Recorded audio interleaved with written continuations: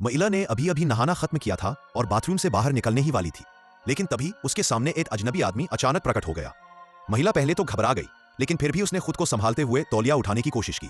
उसे उम्मीद नहीं थी कि वो आदमी उसकी मदद करेगा, पर उसने ऐसा ही किया और दरवाजे पर खड़ा होकर उसे ध्यान से देखने लगा।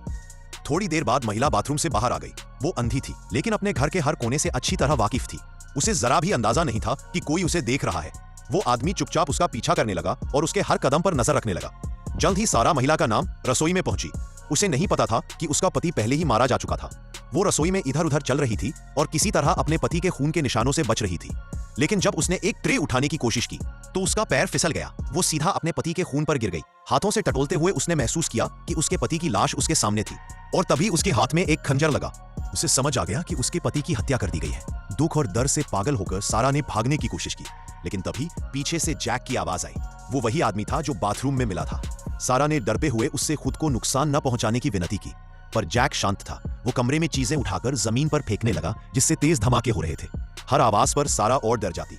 जब जैक का ध्यान कहीं और गया, सारा तुरंत बेडरूम में भागी और अपना लैपटॉप निकाला। वो किसी तरह बाहर की दुनिया को ईमेल भेजकर मदद मांगना चाहती थी। वो बार बार बोलती रही, ईमेल खोलो, नया ईमेल लिखो, ब्लेक को भेजो। ब्लेक उसका दोस्त और पुलिस अफसर था। खिड़की का शीशा टूटने की आवाज आई। जैक और सारा अब एक ही कमरे में थे। जैक को शांत करने के लिए सारा ने उससे माफी मांगी और कहा कि वो उसकी हर बात मानेगी। जैक ने उस पर भरोसा किया और उसकी रस्सियां खोल दी। जैसे ही जैक बाहर निकला, सारा ने जल्दी से अपने कपड़े बदले, दौड़ने वाले जूते पहने और कैमरा अपने गले में टांगा। वो अब तैयार थी। जैक के अगले कदम को रिकॉर्ड कर